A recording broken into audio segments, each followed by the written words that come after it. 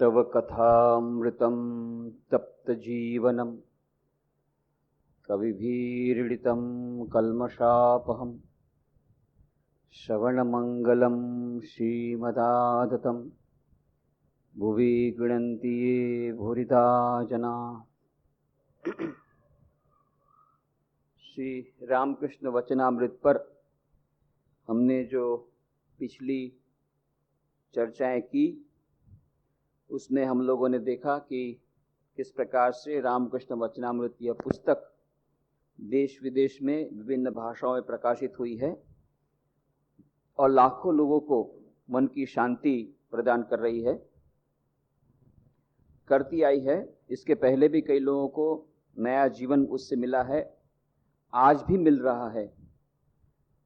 और न केवल आध्यात्मिक जीवन के लिए यह एक मानो टेक्स्ट बुक है, परंतु दैनंदिन जीवन में सुख शांति एवं सफलता प्राप्त करने के लिए भी हमें ऐसे कुछ उपदेश मिलते हैं श्री रामकृष्ण देव के, जो हमें दैनिक जीवन में किस प्रकार से हमें वर्ताव करना चाहिए, यह सब हमें मिलता है, जिससे कि हमारे जीवन में सुख सफलता मिले और हम आध्यात्मिक जीवन में अपने दैनंदिन जीवन के कर्तव्यों को करते हुए कर सकें।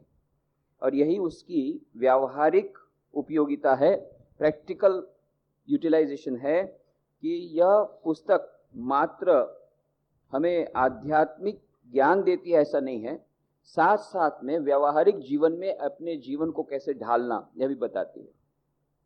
किन परिस्थितियों में रामकृष्ण देव के पास वचनामृत के लेखक श्री रामकृष्ण के पास आते हैं, श्री मास्टर महाशय महेंद्रनाथ गुप्त ये सब भी हमने देखा था। और किन परिस्थितियों में रामकृष्ण वचनामृत पुस्तक यह लिखा गया, उनकी डायरी में से, यह सब भी हमने देखा था।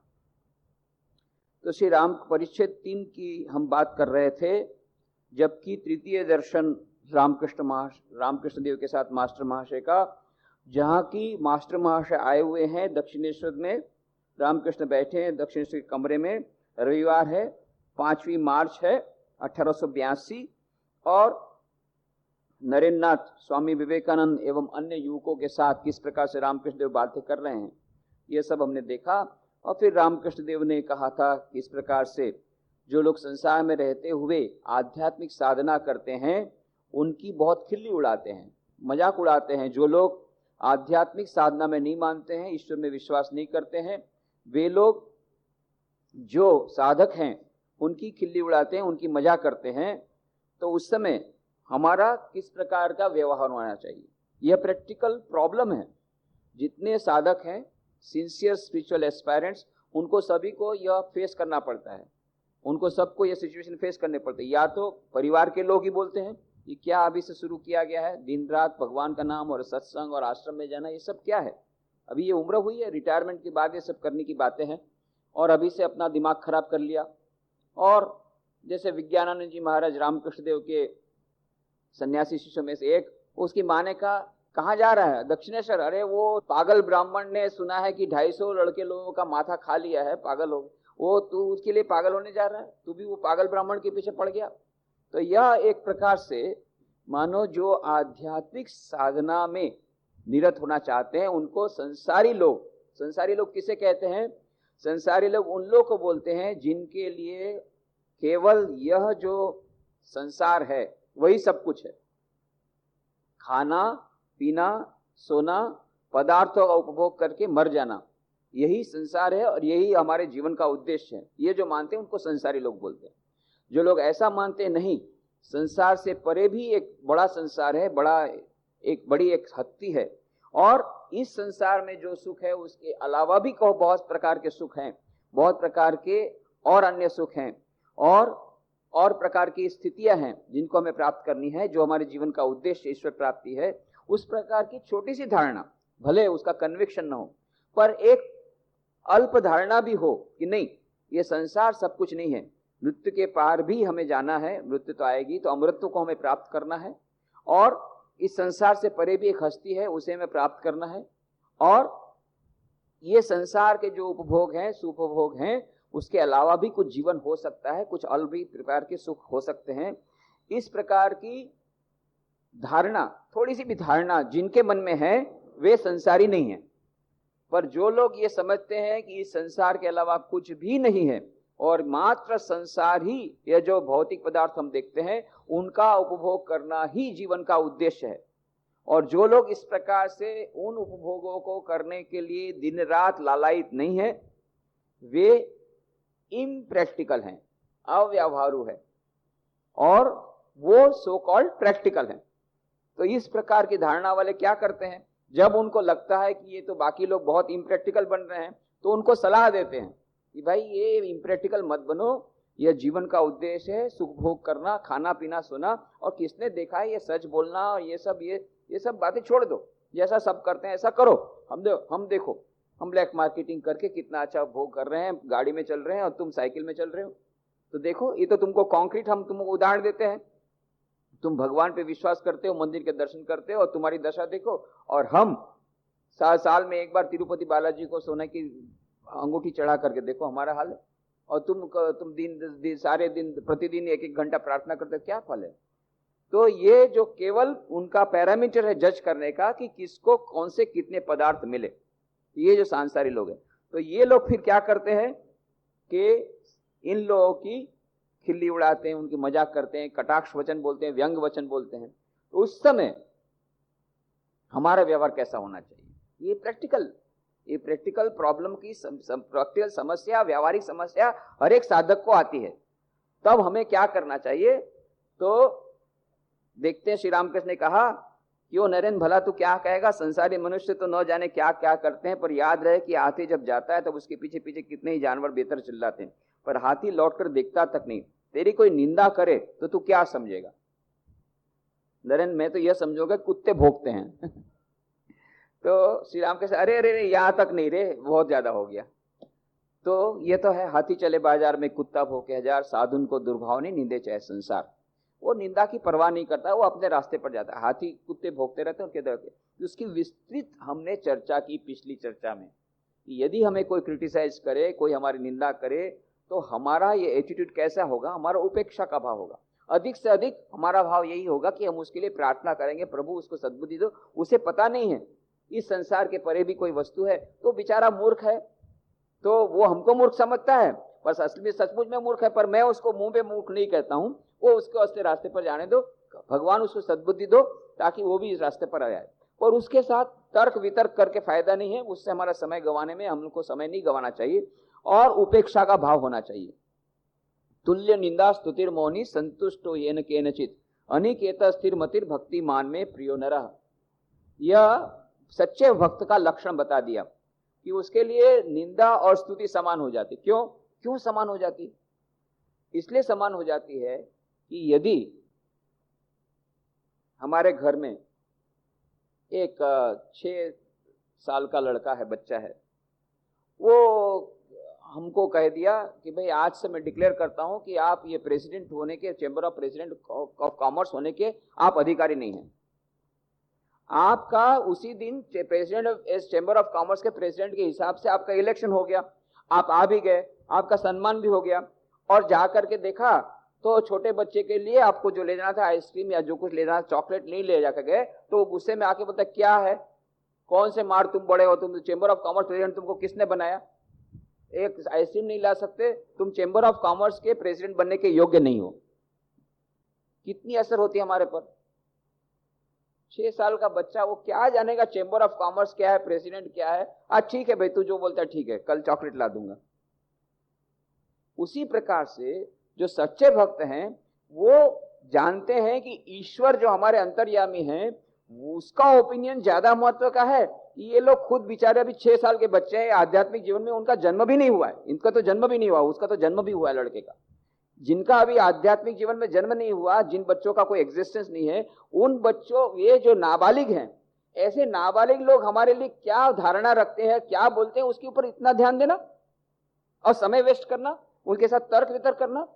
वो बेचारे अभी बहुत कम स्टेज में, अभी जब बड़े होंगे वो भी जब जानेंगे कि आध्यात्मिक जीवन में क्या आनंद है, क्या सुख है, क्या है, और क्या सचमुच में मनुष्य जीवन का उद्देश्य है, तब वो समझेंगे, तब जाकर के आपकी वैल्यू समझ सकेंगे, आपका मूल्यांकन ठीक ठीक कर सकेंगे।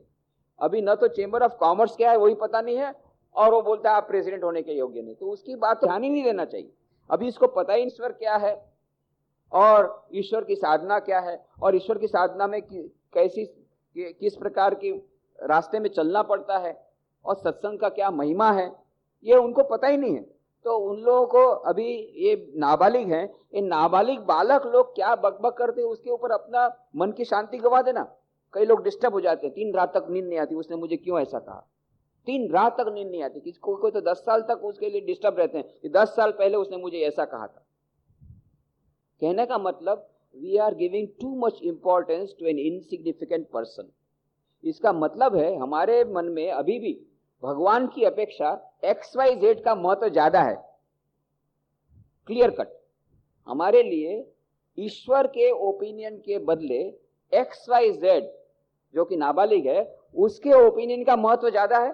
यदि ऐसा नहीं होता तो ईश्वर जो हमारे भीतर में पड़े हुए हैं, अंतरात्मा, यह हमें कहते हैं कि तू सच्चे रास्ते पर है, उसको छोड़ करके इतने बड़े बड़े ऋषि मुनि, इतने बड़े महान अवतार, इतने महान धर्म ग्रंथ, ये सब कहते आ रहे हैं, उनके ओपिनियन को हम लोग इंपॉर्टेंस नहीं दे रहे हैं। वो लोग कह रहे हैं सत्संग करना बहुत अच्छा है, उनका इंपॉर्टेंस नहीं है। और यह जो कल का बालक, नाबालिग, आध्यात्मिक जीवन की दृष्टि से कुछ ज्ञान नहीं आध्यात्मिक जीवन का, वो आपको एक बात बोल दिया, उसको इन लोगों का कोई इंपॉर्टेंस नहीं है, इनको इंपॉर्टेंस बिल्कुल नहीं देना, उपेक्षा, और तर्क वितर्क में भी नहीं जाना चाहिए। पर हाँ, ढूंढा नहीं करना है, क्यों? उनके भीतर भी ईश्वर है। और बहुत सुंदर उदाहरण दिया, हर एक के भीतर में ईश्वर है, हर एक के भीतर में नारायण है, दुष्टों के भीतर भी नारायण है। पर दुष्टों के भीतर नारायण है इसलिए हम उनके साथ घूमेंगे, उनके साथ संग करेंगे, ऐसा नहीं है। क्यों नहीं है? उदाहरण बहुत अच्छा दिया, अरे बाघ में भी नारायण के तो बाघ को गले लगाना चाहिए। बाघ में नारायण है ठीक है, पर दूर से नमस्कार करो बाघ नारायण को। हाथी में भी नारायण है, पर हाथी जब पागल हो गया है तो महावत जो बैठा है पागल हाथी हो गया, दूर रहो। तो महावत नारायण की भी बात सुनो। तो हमारे जो सभी मनुष्य के भीतर में भगवान है, ये भी बात सच है, पर जितने हमारे महापुरुष हैं ये इनके भीतर भी भगवान है। उन्होंने कह दिया कि भाई दुष्संग से दूर रहना, नहीं तो तुम उनको सच्चे रास्ते पर लाने जाने पे तुम ही फिसल जाओगे। और ऐसा होता भी है कई बार। इसीलिए हमें बहुत सावधान रहना पड़ेगा। और किस प्रकार से हमें उपेक्षा करनी होगी। यदि हमने सब मान लिया, हमने एनालिसिस कर लिया, हमने आत्मविश्लेषण कर लिया कि हम सच्चे रास्ते पर है, हमारी अंतरात्मा ने उसको इसका वैलिडेशन कर दिया, अब उसके बाद कौन क्या कहता है XYZ, उसके ऊपर बिल्कुल ध्यान नहीं देना चाहिए। उससे हमें बिल्कुल नहीं। यदि हमें कोई क्रिटिसाइज करे तो पहले एक बार हमने आत्मविश्लेषण कि इसमें कितना सच है कितना झूठ है। यदि सच है तो माफी मांग लो, सच यदि नहीं है तो उसको नेग्लेक्ट करो। उपेक्षा का भाव होना चाहिए। नहीं हम अपना समय गवाएंगे कॉन्ट्रैक्ट करने में, तो साधना के लिए हमारे पास न एनर्जी बचेगी न टाइम बचेगा।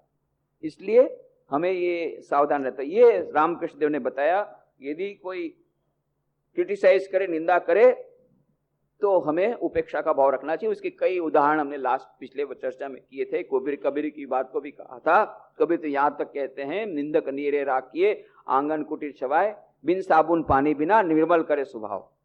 तो जो निंदा करता है उसको अपने आंगन में उसके लिए कुटी बना दो, ताकि रोज निंदा सुनते सुनते हमारा बिना साबुन पानी के हमारा हृदय निर्मल हो जाए। तो इतना तो हम नहीं कर सकते, ये तो कहने की बात है। उतना अधिक नहीं कर सके तो कम से कम उनके लिए कुटी, आंगन में कुटी ना छवा दें तो भी ना बताए। कम से कम इतना है कि उनकी बातों से हम डिस्टर्ब ना हो और उनसे दूर रहें। भले अपने घर में न ले आए, क्योंकि दिन रात तो क्या एक बार भी निंदा सुनने की हमारी अभी ताकत नहीं है, उसी में हम डिस्टर्ब हो जाते हैं। तो यदि हमारे घर में आ जाएगा तो दिन रात निंदा करेगा तो पागल ही हो जाएंगे, क्योंकि अभी हमारी कैपेसिटी नहीं है, उतना निर्मल स्वभाव करने की कैपेसिटी अभी नहीं है। एक ही बार में तो थोड़ा सा धोते हैं, हमारे अहंकार को थोड़ा छूता है तो उसी में हम लोग बेताब हो जाते हैं। और पूरा का पूरा अहंकार यदि हमारे एक साथ निकाल देगा तो बड़ी बात। तो धीरे धीरे वो ट्रीटमेंट करते हैं। भगवान भी जानते हैं कि भाई को माइल्ड ट्रीटमेंट चाहिए, हेवी ट्रीटमेंट से नहीं चलेगा, तो हेवी डोज नहीं देते हैं भगवान। धीरे धीरे करके ट्रीटमेंट करते हैं। धीरे धीरे हमारा अहंकार दूर होता है। जैसे जैसा अहंकार दूर होता है उस प्रकार से हमारा हृदय निर्मल होता है। पर ये स्वामी विवेकानंद ने कहा, bless the man when they revile you, think how much good they are doing to you by obliterating your rascal ego. कि यदि कोई आपकी निंदा करता है तो भगवान की उसको आशीर्वाद दो। क्यों? तो वो महान कार्य कर रहा है तुम्हारे लिए। जो काम भगवान करना चाहिए वो काम वो कर रहा है अभी भगवान के बदले। तुम्हारे हृदय में जो अहंकार है उसको दूर करने का प्रयत्न कर रहा है, तुम्हारी सेल्फ हेल्प कर रहा है, तो उसको थैंक्स देना चाहिए। भाई बहुत बहुत धन्यवाद, तुमने मुझे जो आज गाली दी उसके लिए बहुत धन्यवाद, ये मेरी आध्यात्मिक साधना के लिए बड़ा लाभदायक है। ये एटीट्यूड हमारा होना चाहिए। ये बता दिया। और फिर हाथी नारायण की और महावत नारायण की कहानी कही। और जैसा कि हमने कहा, श्री रामकृष्ण की एक एक कहानी में, एक एक बात में इतना गहरा अर्थ है। यदि हम गहरे जाएंगे तो फिर ये किताब में आगे नहीं बढ़ पाएंगे। स्वामी विवेकानंद ने एक एग्जाम्पल दिया कि हाथी नारायण की बात के लिए मैंने जैसे कहा, उनके गुरु भाइयों को जब स्वामी विवेकानंद ने कहा कि श्री रामकृष्ण की बात में इतनी गहनता है कि एक एक बात को यदि हम ले तो समझने में बहुत दिन लग जाएंगे। अब तब अन्य शिष्यों ने कहा, क्या बात बोलते हो? रामकृष्ण तो बहुत सिंपल बात बोले, तो उसमें क्या है समझने का और क्या गहराई है? बोले ठीक है, एक एग्जाम्पल मैं बताता हूँ। तो उन्होंने कहा, अच्छा ये हाथी नारायण की बात जो श्री रामकृष्ण ने बताई, अब उसमें क्या है समझने का? एकदम क्लियर कट बात है। हाथी नारायण की बात नहीं सुन के महावत नारायण की बात सुनो। इसका मतलब हर एक के भीतर में ईश्वर है, परंतु फिर भी जो दुष्ट है उनसे थोड़ा दूर रहो, इतनी सी बात है। तब फिर उसने बोला ठीक है मैं उसको समझाता हूँ। उसके बाद में समझाना शुरू किया, 1 दिन 2 दिन 10 दिन, और उसके बाद में गुरु भाई हम अभी छोड़ो भाई, हम लोगों को बहुत हो गया। हम मान गए कि एक एक बात में इतना गहरा अर्थ तो हमने कभी सोचा ही नहीं था। एक हाथी नारायण की बात में, महावत नारायण की बात के पीछे पूरा वेदांत का ज्ञान पड़ा हुआ है, अद्वैत वेदांत का इतना उच्च ज्ञान, उसके साथ साथ व्यावहारिक ज्ञान कि व्यावहारिक जीवन में उस वेदांत को कैसे आचरण में लाना चाहिए, इतना बड़ा ज्ञान। यह सब बातें तो इतना तो सोचा ही नहीं था हम लोगों ने। तो इस प्रकार से श्री रामकृष्ण की एक एक बात इतनी गहनता से भरी हुई, बाहर से देखे तो सरल, और जितनी बार पढ़ते, जैसा मैंने कहा था आपको, एक वरिष्ठ सन्यासी का उदाहरण देकर के कहा कि उन्होंने कहा, तो उस समय उनकी उम्र थी 94 साल, कहते हैं आज भी जब भी पढ़ता वचनामृत तो मुझे नया अर्थ मिलता है। कितनी बार उन्होंने पढ़ा होगा, जितनी बार पढ़ते हैं वचनामृत उतनी बार उसमें से नया अर्थ मिलता है। यह जिस प्रकार से हमारा इवोल्यूशन होगा, जिस प्रकार से हमारा खुद का मन का विकास होगा, आध्यात्मिक विकास होगा, उतनी मात्रा में हम इन उपदेशों को, रामकृष्ण वचनामृत को समझ सकेंगे। तो रामकृष्ण देव, उसके बाद में एक भक्त ने बहुत अच्छा प्रश्न किया, महाराज यदि दुष्टजन अनिष्ट करने पर उतारू हो या कर डाले तो क्या चुपचाप बैठे रहना चाहिए? ये भी बहुत अच्छा प्रश्न है, बहुत अच्छा प्रश्न। यदि कोई दुष्ट है, दुष्ट आदमी है, हमारा अनिष्ट करना चाहता है, ये अनिष्ट कर दिया है, तो हमें क्या करना चाहिए? क्या करना चाहिए? ये बहुत बड़ा प्रश्न साधकों के लिए आता है। क्यों? हम तो ये, किसी ने कहा टिट फॉर टेट, बस एक तमाचा मारा तो उसको 2 तमाचे लगाओ। An eye for an eye and a tooth for a tooth. Moses ने क्या कहा? मोसेस का यही उपदेश था, a tooth for a tooth and a nail for a nail. एक खिला दिया तुम भी खिला मारो, उसने एक मारा तुम भी तमाचा मारो, जैसा टिट फॉर टेट, जैसा कहता है लगाओ उसको एक। ये है मोसेस। जीसस क्राइस्ट ने कहा, क्या कहा? If somebody gives you a slap in one cheek, give the second cheek। यदि कोई एक तमाचा मारता है तो दूसरा गाल रख दो, यहाँ पे दूसरा तमाचा मारने के लिए गाल रख दो। वहां पर बदले की तो भावना ही नहीं है वहां पर यह कहा कि उसको और भी सामने से बोलो कि हमको एक तमाचा और मार दो, पर don't react, don't take revenge. ये जीसस क्राइस्ट ने कहा। तो अब कौन सा हमें स्वीकार करना चाहिए, टिट फॉर टेट या सब कुछ सहन कर लेना चाहिए? बहुत बढ़िया यह प्रश्न है, व्यावहारिक प्रश्न है, हमारे व्यावहारिक जीवन में आता है। जो आध्यात्मिक साधक है उनके जीवन में आता है। कभी कभी हमारे खुद के रिलेटिव्स, हमारे खुद के संबंधी ये हम पर अत्याचार करते हैं, अन्याय करते हैं, तो हमें क्या करना चाहिए? या हमारे पड़ोसी करते हैं, या हमारे कॉम्पिटिटर करते हैं। कितना दैनिक जीवन में कितने लोग हम पर अत्याचार करना चाहते हैं, हम पर हम पर वार भी करते हैं, पीछे से वार करते हैं, कोई सामने से वार करता है, ज्यादातर लोग पीछे से वार करते हैं। तो हमें क्या करना चाहिए? उस समय सहन कर लेना चाहिए सब कुछ कि हाँ भाई और भी तुम हमारे पर अत्याचार करो, भगवान तुम्हारा भला करे, यह करना चाहिए, या फिर डंडा लेकर के निकल जाना चाहिए? यह हमारे जीवन में, ये हमारे मन में प्रश्न उपस्थित होता है। इतना बढ़िया यह प्रश्न है। तो श्री रामकृष्ण देव अत्यंत व्यावहारिक सुझाव देते हैं और इतना अच्छा सुझाव देते हैं और कहानी के माध्यम से देते हैं कि बाद में फिर हमको और एक्सप्लेनेशन नहीं चाहिए, एकदम कहानी के माध्यम से बता दिया। क्या बताया? श्री रामकृष्ण कहते हैं दुष्ट जनों के बीच रहने से उनसे अपना जी बचाने के लिए कुछ तमोगुण दिखाना चाहिए कुछ तमोगुण, परंतु कोई अनर्थ कर सकता है यह सोचकर उल्टा उसी का अनर्थ नहीं करना चाहिए। तो मिडिल पाथ उन्होंने बताया, हम किसी का अनर्थ नहीं करेंगे, परंतु कोई हमारा अनर्थ न करे उसकी भी हमें सावधानी रखनी पड़ेगी। तो प्रैक्टिकल भी बनना पड़ेगा, व्यावहारिक भी बनना पड़ेगा, और साथ साथ में हमें रिएक्ट नहीं करना है, हमें बदला नहीं लेना है। क्यों? उसने हमें एक तमाचा मारा तो हमने उसको 2 मारा, तो वो 4 मारेगा तो हम 8 मारेंगे, यह चलता ही रहेगा, विशेष सर्कल चलता रहेगा। और कर्म के सिद्धांत के अनुसार यदि हम किसी का बुरा करते हैं तो कर्म के सिद्धांत के अनुसार हमको उसका दुख सहन करना पड़ेगा, आज कल या परसों या 10,000 जन्मों के बाद, कर्म के सिद्धांत के अनुसार। तो उस कर्म के सिद्धांत में हम चले जाएंगे। परंतु यदि हम ऐसा नहीं करते हैं तो दूसरा एक्सट्रीम यह है कि लोग हमको खा डालेंगे, हमको हजम कर डालेंगे, हम पर अत्याचार करेंगे। तो करें क्या? तो इसके लिए श्री रामकृष्ण देव मिडिल पाथ बताते हैं, बीच का रास्ता बताते हैं। दोनों एक्सट्रीम से हमको अपने आप को बचाना। क्या बताया उन्होंने? कहानी बताई।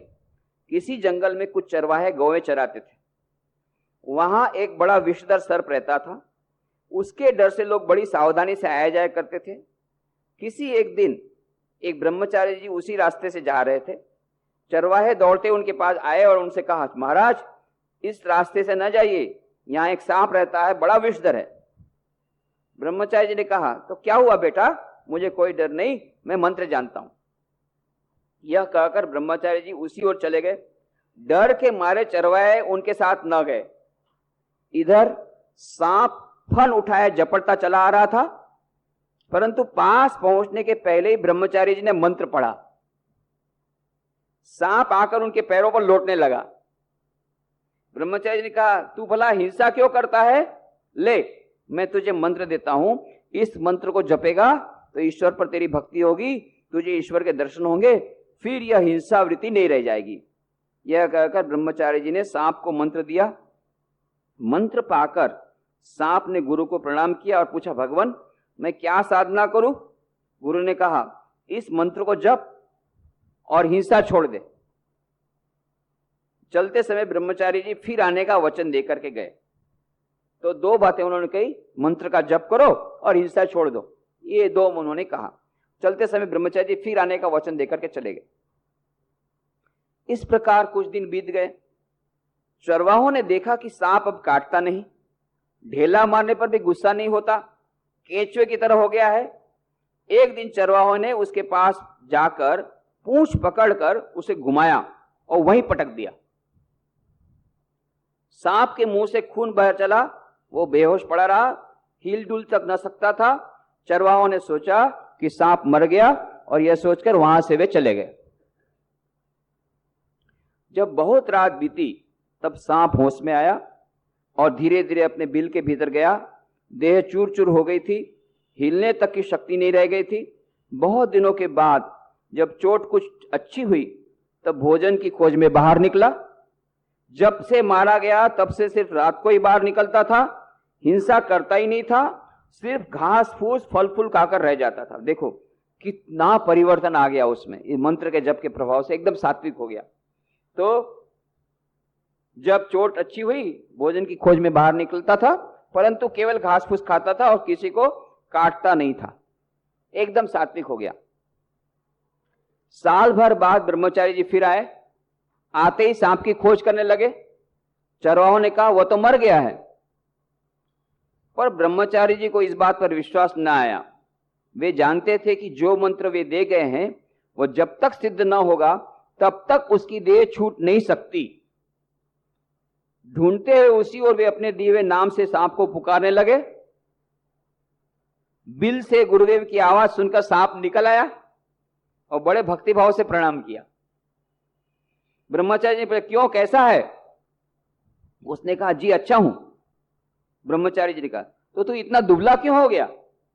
सांप ने कहा, महाराज जब से आप आज्ञा देके गए तब से मैं हिंसा नहीं करता, फल फूल घास पात खाकर पेट भर लेता हूं, इसीलिए शायद दुबला हो गया हूं। सत्वगुण बढ़ जाने के कारण किसी पर वो क्रोध न कर सकता था, इसी से मार की बात भी वो भूल गया था। माने कितना सत्वगुण आ गया कि जब इन लोगों ने इतना मारा तब भी कुछ उस पर नहीं बोला। इतना ही नहीं, इतना सारा क्रोध किया था, इतना सारा उस पर हिंसा की, उस पर उनको क्रोध ही नहीं आता था। वो भूल भी गया कि मेरे पर इतना तला हो गया। एक आप लिमिट देखिए कितना गया, तो उसको याद भी नहीं है, भूल गया।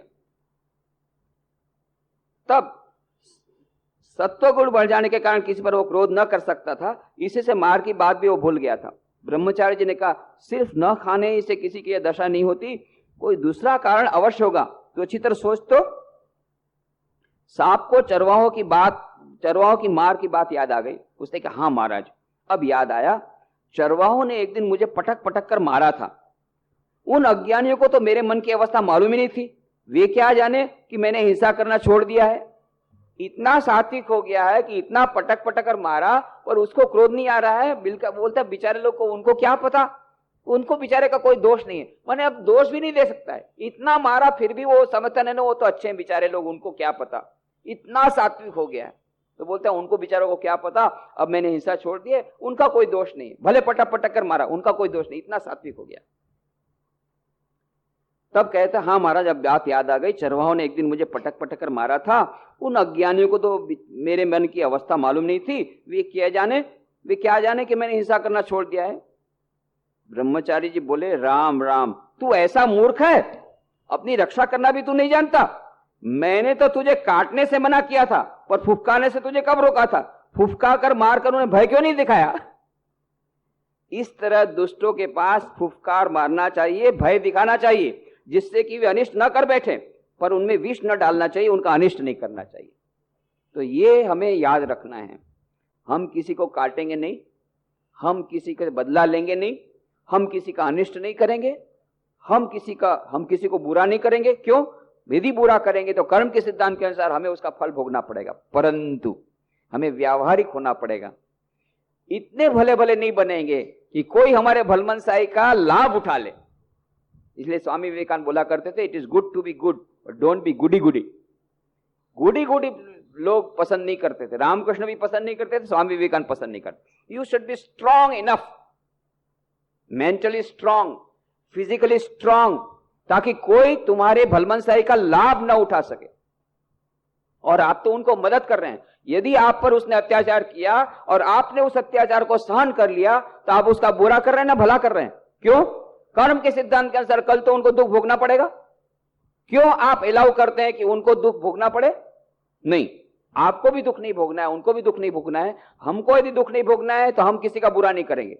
यदि किसी का बुरा हम नहीं चाहते हैं तो उनको भी हमारे पर कोई बुरा करे ऐसा भी नहीं करने देना चाहिए, उसी का बुरा होगा। उसको बचाने के लिए भी हमें अपने आप की रक्षा करनी होगी। तो कैसे रक्षा करनी होगी? फुफकारना चाहिए, फुफकारना चाहिए। फुफकारने का मतलब होता है अपने आप को इतना स्ट्रांग बना लेना चाहिए, इतना बलवान बना लेना चाहिए कि किसी की हिम्मत ना हो कि हमारी भलमनसाई का गैर लाभ उठाए। ये हमें साफ रखना है। चाहे ऑफिस में हम लोग हों, चाहे नौकरी करते हो, चाहे घर में ही हो, कोई मेंबर के द्वारा हमें सताया जा रहा हो, कहीं पर भी कोई हम पर अत्याचार करे, हम पर अनाधिकार चेष्टा करे, तो हमें उसको इस प्रकार से अपने आप को स्ट्रांग बनाना चाहिए ताकि हमारे भलमनसाई का वह गैर लाभ न उठाए। वो कैसे होगा? फुफकारना है, फुफकारना है।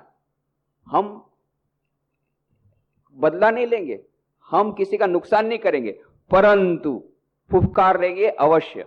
तो फुफकारने का मतलब प्रैक्टिकल एग्जाम्पल कि मान लो किसी ने हम पर कुछ इस प्रकार से हमने हमारे भलमनसाई का गैर लाभ उठा रहे हैं, तो हमने एक नोटिस दे दिया, लॉयर का नोटिस, शो कॉज नोटिस, कि क्यों तुम पर ये, बस उसी से खत्म हो गया। कई बार हमने देखा है जब इस प्रकार से किसी के पर अत्याचार करने का प्रयत्न कर रहे थे या लैंड एक्वायर कर रहे थे, लैंड का पास वाले जमीन वाले हमारी जमीन को हड़पना चाहते थे, तब क्या किया गया?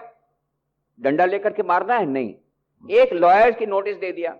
कोर्ट में केस नहीं करना है, कोर्ट में केस करने से 15 साल चलेगा, आपका भी रुपये गया, उसका भी रुपये गया, लाभ केवल वकील को होता है, तो वो नहीं करना है। पर लॉयर की नोटिस एक अवश्य देना। लॉयर की नोटिस ये फुफकारना है, काटना नहीं है, फुफकारना है। लॉयर की नोटिस से ही 90% लोग उसी में ढीले हो जाते हैं। अरे बाबा फिर ये लिटिगेशन में जाएगा। अच्छा भाई, तुम्हारी बाउंड्री ठीक है, हमारी कंपाउंड वॉल ठीक है, हम किसी की जमीन नहीं हड़पेंगे, पर हमारी जमीन कोई हड़पे ये हम सहन नहीं करेंगे।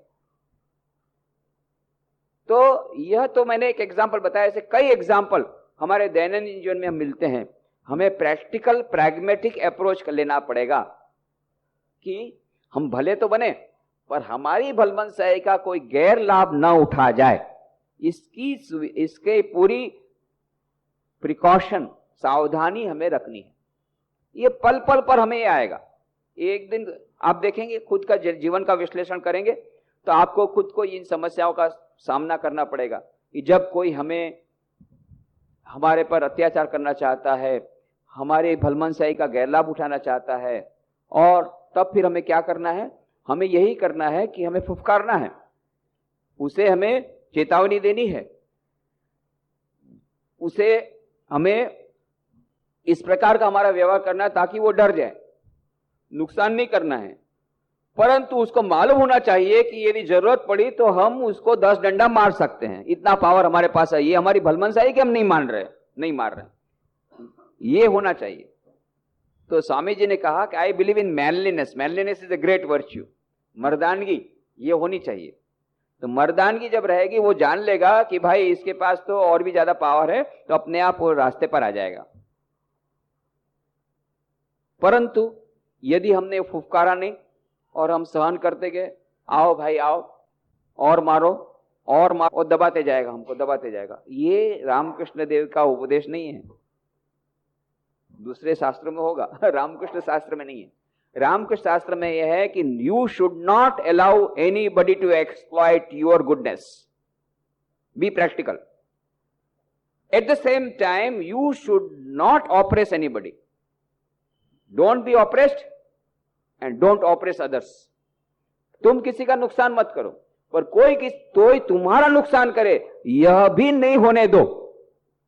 यह है middle path, follow the middle. बहुत व्यावहारिक है, इसका जो लाभ है अब हम समझ नहीं पाएंगे। कई ऐसे प्रैक्टिकल सिचुएशन में हमारे पास इस प्रकार से डिवोटीज आते हैं, और केवल एक ही उदाहरण से, ये स्टोरी मैंने कही और कुछ नहीं कहा, और उसी से उनका जीवन बच गया, जीवन बच गया। एक ही एग्जाम्पल मैं दूंगा। गया था मैं यूके, तो यूके में वहां पर इंटरनेशनल कॉन्फ्रेंस थी डिजास्टर मैनेजमेंट में। पिछले वर्ष नहीं, उसके पहले के साल की बात है, 2004 में अप्रैल महीने में था। तो वहां पर गया, तो फिर मैंने सोचा कि जब आया हूं तो हमारे यूरोप के और सेंटर्स हैं, हॉलैंड, जर्मनी, फ्रांस, स्विट्जरलैंड, सब देख लें। तो यूके में एक एयर कंडीशन हॉल है, वहां उन्होंने लेक्चर रखा था, कैसे शांति मिले, उसके ऊपर गुजराती में मेरा लेक्चर रखा था, वहां के गुजराती समाज ने। तो लेक्चर हुआ, फिर बाद में लेक्चर के बाद कई लोग मिलने के लिए आए। तो एक बहन जी आई, वो बहुत रो रही थी। फिर उसके बाद में उसको मैंने स्पेशल टाइम दिया। तो प्रॉब्लम ये था, उसका प्रॉब्लम यही था कि उसके हस्बैंड पर, वो हस्बैंड उसके डॉक्टर थे, उन्होंने कोई ब्रिटिश एम्प्लॉय को रखा था असिस्टेंट के रूप में, और फिर उसने कंप्लेंट कर दिया था। और वहाँ इंग्लैंड में तो बहुत बड़े नियम है, और वो जो इतने कॉम्प्लिकेटेड नियम है कि कोई भी कंप्लेंट कर दे तो उसका लाइसेंस भी हड़प हो जाता है और कोर्ट में एक बहुत लंबा केस चलता है और उसका पूरा कैरियर ही खत्म हो जाता है, जीवन खत्म हो जाता है। इतनी डेंजरस सिचुएशन आ गई और वो एकदम रो रही थी कि अब क्या होगा, इम्प्रिजनमेंट तक हो सकता है। लाइसेंस केवल छीना जाएगा ऐसा ही नहीं, इम्प्रिजनमेंट हो जाएगा। कभी कभी कुछ नियम उनके ऐसे हैं कि यदि कोई इस प्रकार से कोई महिला कंप्लेंट करती है तो पहले तो उसको जेल में डाल देते, उसके बाद में सुनवाई बाद में, पहले जेल में डाल देते। और वो महिला एकदम रो रही थी, मेरे पति ने कुछ नहीं किया है, एकदम निर्दोष है, परंतु उसके दया करने के बहाने उसको नौकरी में रखा और बाद में उसको डांटा होगा कि काम ठीक नहीं कर रहे थे, तो उसने इस प्रकार से कंप्लेंट कर दिया कि मेरे साथ मिसबिहेव हुआ है। और ऐसे मिसबिहेव का इस प्रकार की कंप्लेंट की उनके वकील के माध्यम से, जिसका कोई बहुत कड़ा उसके लिए पनिशमेंट है, उसका कोई मुरावत नहीं है। सबसे पहले उसको अनबेलेबल, पहले तो गिरफ्तार कर लेते हैं, अनबेलेबल वारंट आ जाता है, गिरफ्तार करके पुलिस चौकी में डाल देते हैं कस्टडी में, उसके बाद में केस चलता रहता है। तो रोने लग गए कि अभी क्या करें। तो फिर उसके बाद उसको यही कहा गया, ये कहानी में बताई कि इस प्रकार से कोई हमारा अहित करे, ये अहित करने नहीं देना चाहिए, अहित नहीं करने देना चाहिए। फिर उसको कहा you try to get the best lawyer.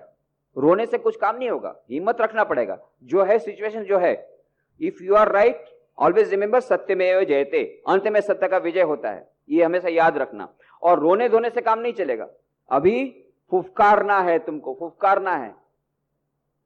न तो तुम्हें रिवेंज लेना है और न कि उसका मर्डर कर डालो, उसका ये करवा डालो। ऐसे बहुत सारे नियम उन्होंने बताए, बहुत सारे उपाय बताए थे कई लोगों ने, किस प्रकार से करो। नहीं, मैंने कहा ऐसा मत करो, उसका बुरा मत करो, परंतु फुफकारना है तो फुफकारने के लिए अच्छे से वकील को रखो और उसके ऊपर चार्जशीट रखो, जो जो उसने किया था खराब उसकी चार्जशीट रखो, और जो कुछ है हकीकत को बाहर आने दो और बहादुरी पर लड़ो। तो फिर जब बाद में जर्मनी में गया, उसने मुझे फोन किया, स्वामी जी एकदम हम लोग हिम्मत हार गए थे और छोड़ दिया था, आपने हिम्मत दिया तो फिर हम लोगों ने वकील को अच्छे से अच्छे वकील को रखा जैसे आपने सलाह थी, और उसके कारण कल सुनवाई हो गई और कम से कम उसको इम्प्रिजन नहीं होगा, उसको छोड़ दिया, अनबेलेबल वारंट नहीं निकला, इतना हो गया। पर केस अभी चलता रहेगा। परंतु यह जो इमीडिएट उनका जो प्रॉब्लम था कि एकदम से उसको जेल में डाल देंगे, उसकी डिस्पेंसरी बंद करा देंगे, उसकी क्लिनिक बंद करा देंगे, ये नहीं हुआ। अब केस चलता रहेगा, बाद में वो फाइट करते रहेंगे। तो ये होता है। और यदि सहन कर लेता, ठीक है कोई हम पर करता है तो होने दो, क्या हो गया, ये नहीं होना चाहिए। फुफकारना है, हमें अपने आप का रक्षण अवश्य करना है, अपने रक्षण के लिए फुफकारना है। कोई हमारी गुडनेस का गैरलाभ ले ले, ये ठीक नहीं है। तो ऐसे बहुत सारे उदाहरण हैं जहां हम लोगों ने अपने भक्तों को इस प्रकार से यह कहानी बताई और उनको कहा अपने प्रोटेक्शन के लिए तुम्हें फुफकारना पड़ेगा। और फुफकारने का बहुत फायदा हुआ। कई एग्जाम्पल ऐसे हैं जब फुफकारने से उनको फायदा हो, नहीं फुफकारते तो पूरा का पूरा उसको निगल जाते, चाहे वो संबंधी हो, उसके परिवार के लोग हो, चाहे पड़ोसी हो, चाहे ऑफिस के लोग हो। कई ऐसे केस हैं, ऑफिस में कभी अत्याचार होता है, एक्सप्लॉयटेशन होता है, और घर के परिवार के द्वारा होता है, पड़ोसियों के द्वारा होता है। कितने एग्जाम्पल हमारे पास हैं जहां हमने देखा इस प्रकार से जो भले लोग हैं, बहुत अधिक भले, हद से ज्यादा उन पर अत्याचार ज्यादा होता है। तो हद से ज्यादा का मतलब क्या होता है? हद से ज्यादा भला होना ठीक है, वो it is good to be way too good, it is good to be too good, it is good to be good, it is good to be too good also, but it is not good to be goody goody. Good good और goody गुडी दोनों में अंतर है। गुडी गुडी का मतलब होता है तुम्हारे भीतर में स्ट्रेंथ नहीं है, मानसिक शक्ति नहीं है, मानसिक ताकत नहीं है, आध्यात्मिक ताकत नहीं है, शारीरिक ताकत नहीं है। नहीं, स्ट्रांग बनना पड़ेगा, बहादुर बनना पड़ेगा, हिम्मतवान बनना पड़ेगा, ताकि सामने वाले को पता पड़े कि यदि चाहे तो ये मैंने उसको एक मारा है पर वो 10 मुझे मार सकता है अभी कभी। इतना डर उसको लग चाहिए, दूसरा मारने के पहले 10 बार सोचे, ऐसा उसको दिखा देना चाहिए। दिखा करके ये देख ले, ये देख 10 मिल सकता है मेरी तरफ से, पर मैं नहीं मारूंगा, क्योंकि मुझे मालूम है कर्म के सिद्धांत के अनुसार उसका अच्छा फल नहीं मिलेगा, तुझे छोड़ दिया। उसको मालूम होना चाहिए। Everybody respect strength. ताकत को सभी लोग नमन करते हैं, चमत्कार को नमस्कार है। पर यदि हमने अपने आप को ये बना दिया गुड़ी गुड़ी बना दिया तो सब हमारे भलमनसाई का गैर लाभ उठाएंगे। तो श्री रामकृष्ण के एक एक छोटी छोटी कहानियों के माध्यम से इतना हमारे पूरा जीवन बदल सकता है। कैसी जीवन की कठिनाई समस्या आती है, केवल एक ही बात यदि हम याद रखें, एक ही कहानी और एक वाक्य याद रखें, काटो मत फुफकारना अवश्य। कोई भी एग्जाम्पल, कोई भी सिचुएशन आ गई जब हमें इस प्रकार से कोई हमको परेशानी में डाल रहा है, काटो मत फुफकारना अवश्य। फुफकारना नहीं छोड़ना है। उस सांप ने फुफकारना छोड़ दिया, क्या हालत हुई, इन लोगों ने घुमा घुमा करके उसको पटक करके उसका खून निकाल दिया, मार ही डालते। पर यदि फुफकारता तो दोनों चीजें रह जाती, अहिंसा भी रह जाती और साथ साथ में वो सबल भी रहता। अभी तो दुर्बल हो गया, क्यों? क्योंकि इम्प्रैक्टिकल बना, फुफकारना छोड़ दिया। तो फुफकारो अवश्य पर काटना मत। इस प्रकार से कई प्रकार की कहानियों के द्वारा छोटे छोटे मानव उपदेश हमारे जीवन के लिए महान यह सिद्ध हो सकते हैं। हमारे जीवन की सफलता के लिए दैनंदिन जीवन में, इंटरपर्सनल रिलेशनशिप में, दैनिक जीवन की समस्याओं में बहुत लाभदायक हो सकते हैं। अब श्री रामकृष्ण कहते हैं परमात्मा की सृष्टि में नाना प्रकार के जीव जंतु और पेड़ पौधे हैं। पशुओं में अच्छे हैं, बुरे भी हैं। उनमें बाघ जैसा हिंस्र प्राणी भी है। पेड़ों में अमृत जैसे फल लगे ऐसे भी पेड़ हैं और विष जैसे फल हो ऐसे भी हैं। इसी प्रकार मनुष्य में भी भले बुरे और साधु असाधु हैं। उनमें संसारी जीव भी हैं और भक्त भी हैं। ये याद रखना चाहिए, हर एक के भीतर में भगवान है, आत्मा का निवास है, परमात्मा निवास है, परंतु स्वभाव सबका एक नहीं है।